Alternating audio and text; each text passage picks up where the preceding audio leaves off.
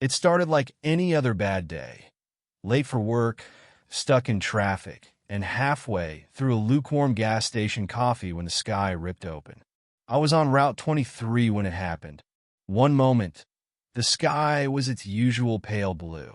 The next, a gash of violet light tore across the horizon, like reality itself had decided it was time to unravel. Cars screeched to a halt. People screamed. I just sat there, mouth hanging open, as something came through. It wasn't a ship. It was alive. A swirling mass of silver tendrils, glowing softly as it hovered above the ground, impossibly large. It pulsed like it was breathing, and then, without warning, a voice boomed in my mind. There you are, at last. And before I could react, the world around me went black. I woke up in what I can only describe as a throne room, an alien one. Everything shimmered.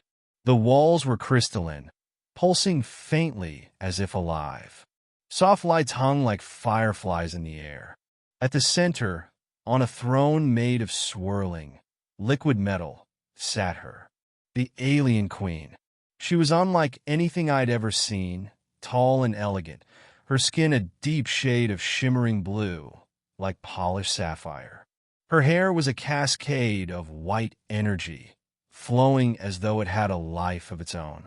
Her eyes glowed gold, locking onto me with an intensity that made me shiver. Her voice echoed in my head like chimes carried by the wind. You have returned to me, my love.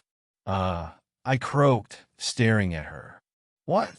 She rose gracefully from her throne, towering over me as she approached. It is you. There is no mistake.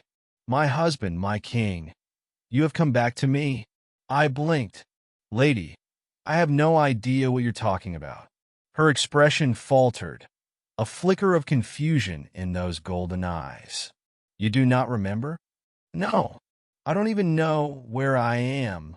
I took a step back, my mind racing.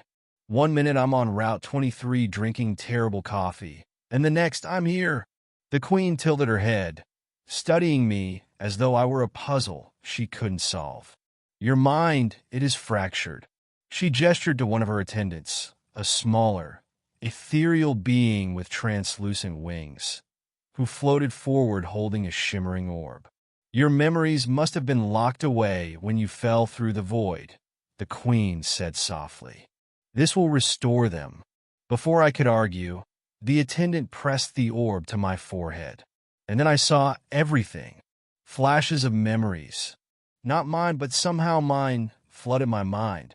I saw a vast empire stretching across the stars, a people who looked to me as their king. I stood at the queen's side, my hand in hers, as we brought peace to warring systems. I saw ships that glowed like constellations, cities built of crystal and light. I felt love, deep, unwavering love for her. But then something happened. A war. An enemy whose name I couldn't grasp. There was fire and pain and a tear in the very fabric of space. I fell through it, through the void, and awoke as me, John Matthews and nobody from Earth. The visions faded, and I staggered back, gasping. What the hell was that? The queen caught me, her touch impossibly gentle. Your memories, she whispered. You are Zareth, my husband, my king. You were lost to the void 1,000 cycles ago. But now you are returned to me. I stared at her, my mind spinning. No, that's not. I'm not. You are, she insisted. Your essence, your soul. It is you, Zareth. I looked down at my hands, which trembled uncontrollably. I'm John Matthews. I'm a history teacher. I live in a 2-bedroom apartment. I drive a 10-year-old sedan. Her glowing eyes softened. The life you remember is but a fragment, a shadow cast by the void. Your true self, your true life, has always been here with me. They didn't let me leave. The queen insisted I reacquaint myself with the palace, the people, the Empire. Everywhere I went, beings knelt before me, whispering my name, Zareth. Servants dressed me in robes of shimmering light, placed a glowing crown on my head, and called me Your Grace. It felt wrong, like wearing someone else's shoes. The Queen Araya, she told me her name was Stay Close. She never pushed me, never demanded I accept this life. She simply waited, and the more time I spent with her, the harder it became to deny the bond one felt. Memories, real ones, or at least convincing ones, kept surfacing.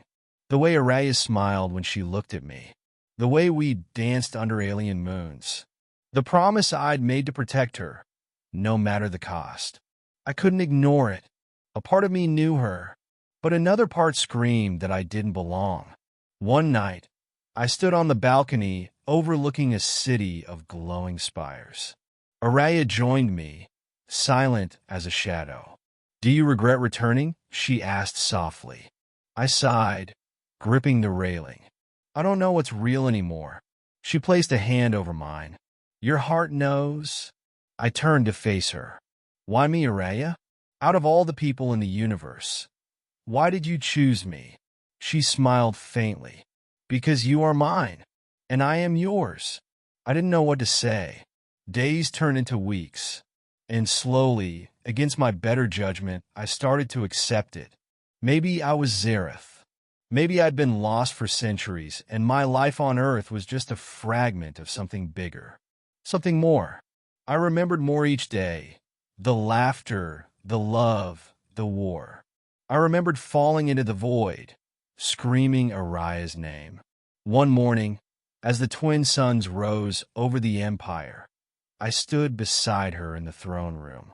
She looked at me with pride, with love, and for the first time, I didn't feel like an imposter. I felt like a king.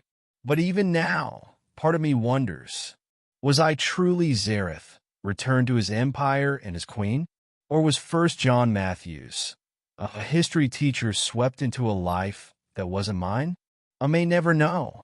But as Araya placed her hand in mine and whispered, "Welcome home," I decided it didn't matter. Because sometimes the life you don't remember is the one you're meant to live.